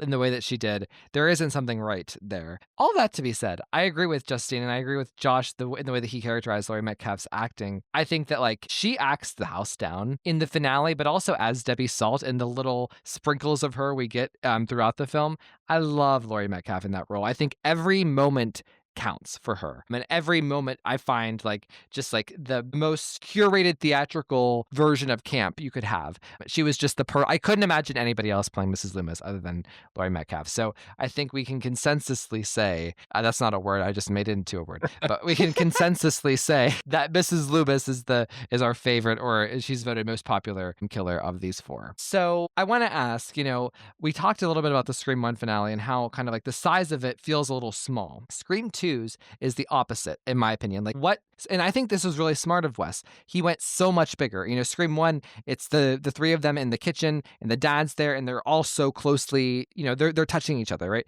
In Scream 2, the whole stage comes crumbling down and everyone's constantly, falling down into the pit and hiding behind this prop or that prop. And, there's so much going on and there's so much ground covered. There's so much time we spend on that stage in different facets and there's so many different kind of fights that go on. I think that like it's so cool to see the contrast there. So Justine, what are your thoughts on like the size and scope of the Scream 2 finale? Well, as like a theater kid, I love it. And Mm-hmm.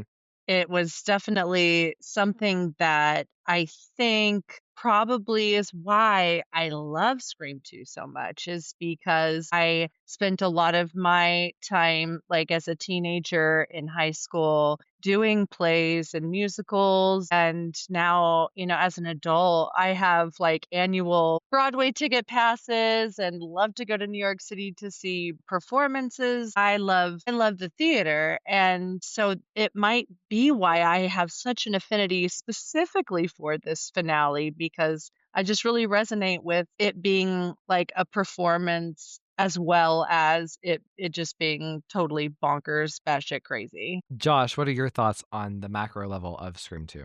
Kind of the same. And I love how it's almost like the finale as a Greek tragedy. Wes is bringing what he showed earlier with the whole Cassandra thing back on the stage. It's like you can tell the setting in the theater wasn't an accident. It was very intentional by Wes, that it's very much a commentary on like performance and identity and, the masks people are wearing compared to the masks earlier and the way that trauma gets reenacted. And that's on the stage and then also with the stab movies. He's playing with a lot of those themes in this movie. And I really love the ending on the stage. And I love how each movie gets a little bigger. Like we go from small town in a house to a stage at theater school to Hollywood. Yeah.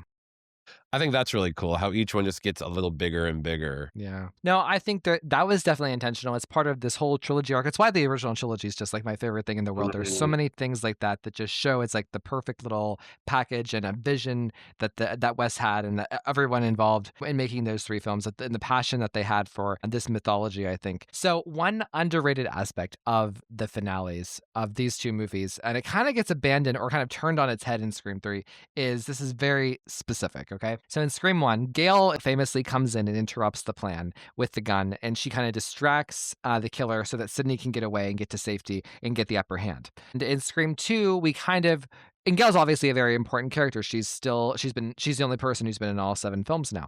So then in Scream 2, the person who gets that moment, Gail is in the finale. She gets a little bit of screen time here, but she, she's, MIA for most of it. The person here is actually Cotton Weary, who is literally the prime suspect in Scream 2. The best, in my opinion, the best suspect in the entire franchise. If future writers of Scream want to know how to do a suspect, they need to watch Cotton Weary with a magnifying glass in Scream 2.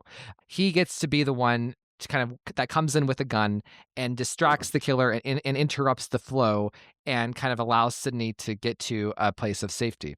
And then in Scream 3, it kind of gets turned on its head because Mark Kincaid, he tries to be that person. He tries to get into the room and he comes in with his gun and Roman takes him out and takes the gun and shoots Sidney. So it's just interesting how 1 and 2 kind of mirror each other, but Scream 3, they try to do it, but they, turn it on its head. So regardless, what are our thoughts on these sequences with Gale Weathers coming in with the gun and Cotton coming in with the gun? Because they're both very different. Gale is triumphant. It's redeeming her character after kind of being villainous for most of the film. And Cotton's, it's very morally gray until after he shoots Mrs. Loomis and we kind of see, oh, he is a good guy. At least that's how I see it. But what are our thoughts here? I'll start with Justine. Okay. Well, I think they obviously they serve different purposes within the context of like what's happening. And we need Gail, and we needed her right when she shows up. She as Sidney reminds Randy, be kind, she saved our lives. So there's a lot that you can say about Gail, but she's always going to be there when you need her. And I say also, like in 2, her moments are just so very vital to, pushing the story along, Mm-hmm. where I think, Cotton, he's used as the red herring mechanism through 2. So he just serves a completely different purpose. And we don't really ever think that Gale is a killer in 1, where we're constantly thinking that it's Cotton in 2. And so even when he does come in, he comes in with the gun and he has to stay in that morally gray area because for the movie, we need him to be there. So he doesn't get that. They both do have redeeming moments, and they both are the good guy with the gun that comes in. And if not for them, Sidney wouldn't be alive, I think. And so she definitely, owes them a continued kindness for as long as they live. And for Cotton, that didn't last for much longer. But yeah, I think that they're very much purpose driven, and that although they do very much help out Sydney when she needs it. It's almost like they're little fairy godmothers that just come in and are like, "We've got the gun." It's their wand, and they're here to like save the day. But they just give Sydney the breath that she needs, Mhm. like Yeah. the little pause that is required for her to get that bandwidth to just say like, I need to get out of this fucking kitchen. I got to get away from these guys. Or, I've got to get the upper hand on Mrs. Loomis. Like, I just need time to think. And they give that little pause that's just highly important for her to grab that little missing piece in her brain and say like, this is how I'm going to get out of this situation. Well, when you said that thing about Gail, you could say a lot of things about her, but she's always there. It's so true. And what's interesting about Gail is when she comes into the finale and we see them, Sydney and Gail, between the two killers. I love that. Just thinking about that, like conceptually, having the two final girls between the two, Mrs. Loomis and Mickey with the guns. That's so cool. But after Mrs. Loomis shoots Mickey, Gail actually darts for Mickey's gun. She's running toward him when he pulls the trigger and accidentally shoots her, or maybe purposefully shoots her. So it's almost like Gail was trying to do that again. It's almost like she had the muscle memory from Scream 1 to instinctually go and run to him to get his gun. Any thoughts, Justine, before I go to Josh? Well, I know she knows about that safety. So, She learned her and she lesson. almost couldn't wait to say that line. Yeah, exactly. Oh my gosh. Josh, any thoughts here about Gail and Cotton and the way that they're used to kind of help Sydney and break up the tension and give her the upper hand? Yeah, for sure. I think in a way it's some of the best ways that Wes did like a character arc. Mm-hmm. How you go from foe to friend slash, co-survivor. I think the finale in one really solidifies like Gail and Sydney as like the emotional backbone of the survivor. Or of the franchise. And it's kind of with one and two, if Gail didn't come in and save Sydney, like Justine said, Sydney would be dead. And it's not for a lack of Sydney trying. It's just, it gets to the point where there's so much Sydney could really do. She's finally got caught by Billy again and is about to get stabbed, and Sydney or Gail comes in his clutch. Same with Cotton.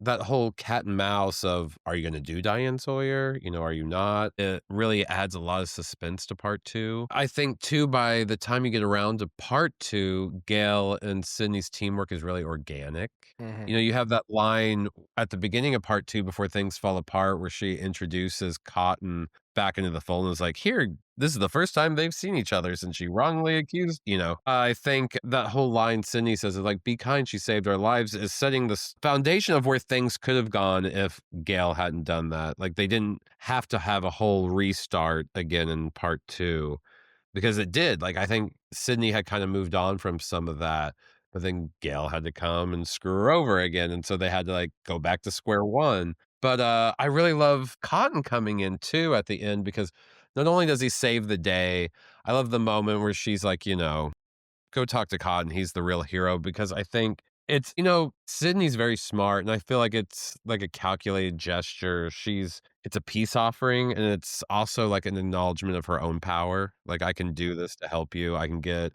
the media off my back and also do a kindness to you, give you what you want at the same time, make you the hero of the story. Yeah.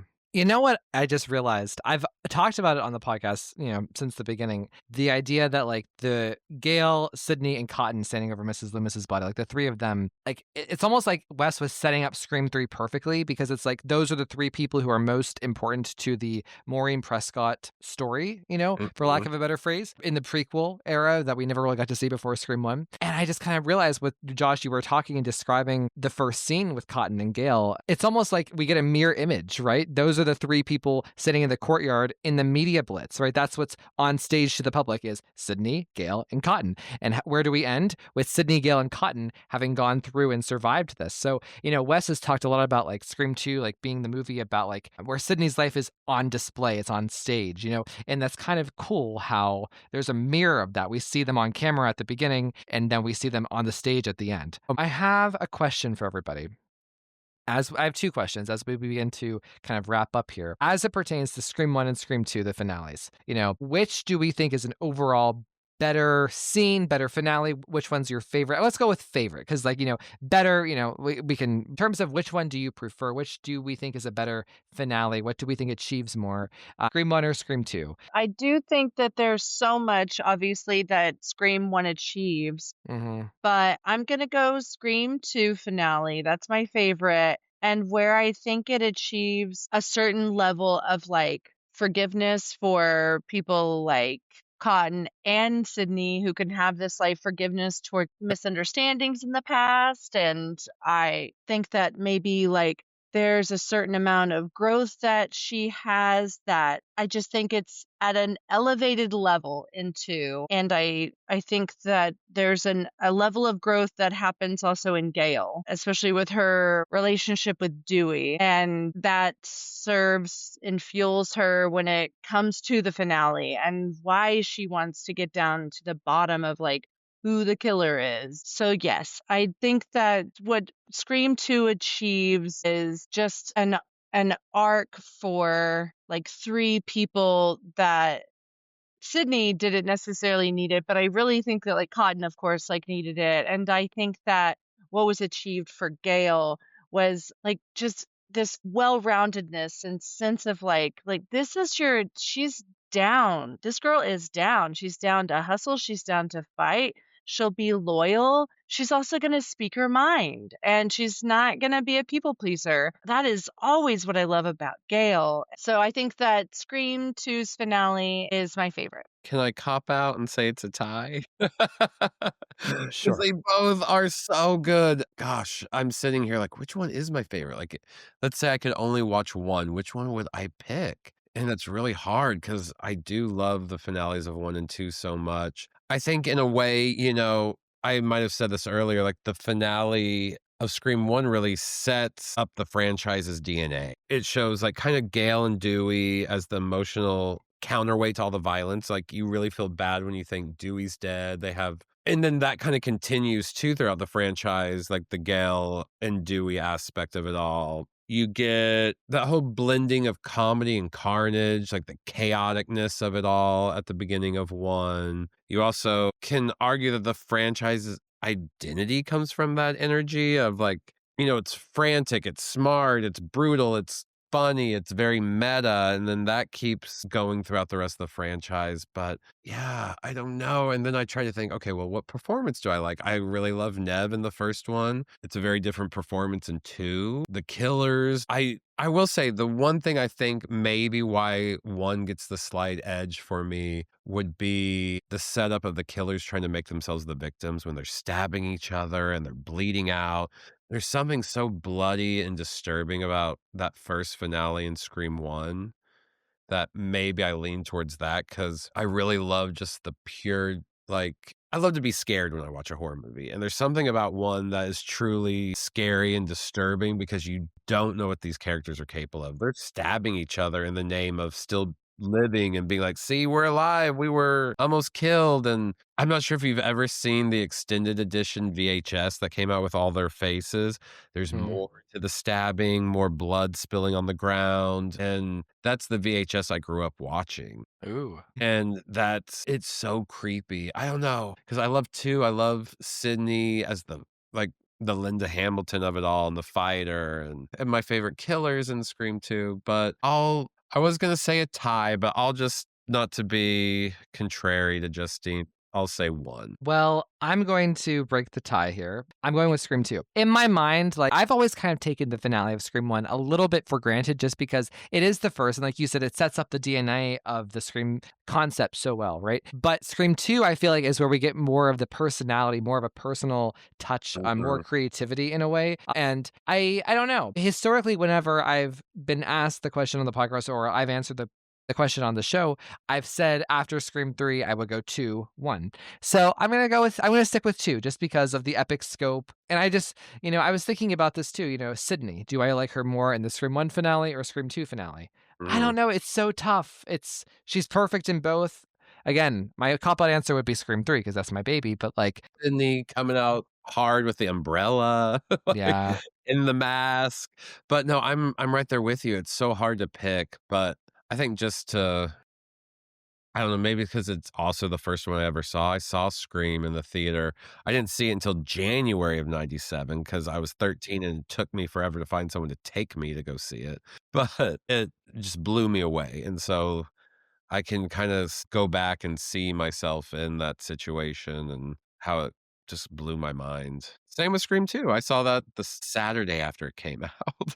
All right. So here's how I would say it. Okay. I think Sidney in Scream 1 is the overall better storyline, but Sidney, and maybe that's why I'm giving the edge to Scream 2, is because I think, like, in terms of the writing of Sidney, the idea of like what Sidney's going through in her mind with Scream 1 with her mother and reliving everything that happened a year ago and doubting herself and Gail and Cotton and the conversations she has with Tatum the whole movie and the insecurity she has the whole time, that I think is stronger. So whenever I see Sidney in the Scream 2 finale, it's more overwhelming in a way. I go with Sidney in Scream 2. I hate to say it, that's really, really tough. Again, Sidney in Scream 3, the Scream 3 finale is my baby, my heart and soul, but I guess I'm going with Scream 2. So Scream 2 gets the victory lap here. I can't wait until we hash out finales for 3 and 4. I think that's going to be a good chat. You can find Scream Queens Horror Movie Road Trip podcast on all the platforms. Listen to us on Apple, Spotify, whatever you like. You give us that 5-star. Oh, wait, this isn't our podcast. What am I doing? Yeah, you can find us on all the platforms and, or you can just keep listening to Ryan. We're on here a lot. Well, Justine, I like the idea. We just compared 1 and 2. We should do this for 3 and 4. Love how Justine just scheduled us on your show. Manifested. That's what I do.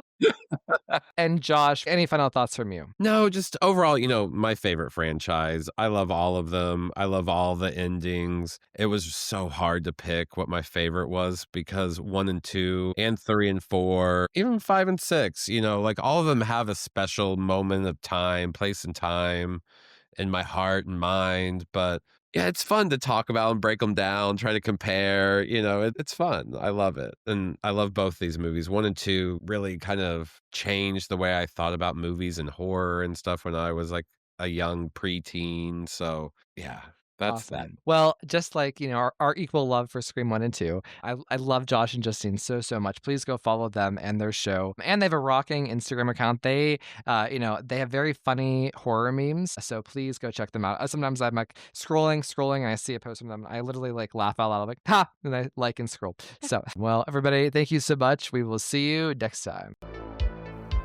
All copyrighted material used or referenced in this show belong to their rightful owners and made possible by the Fair Use Act. And number 3, never, ever, ever, under any circumstances say, I'll be right back. Because you won't be back. Get another beer, you want one? Yeah, sure. I'll be right back!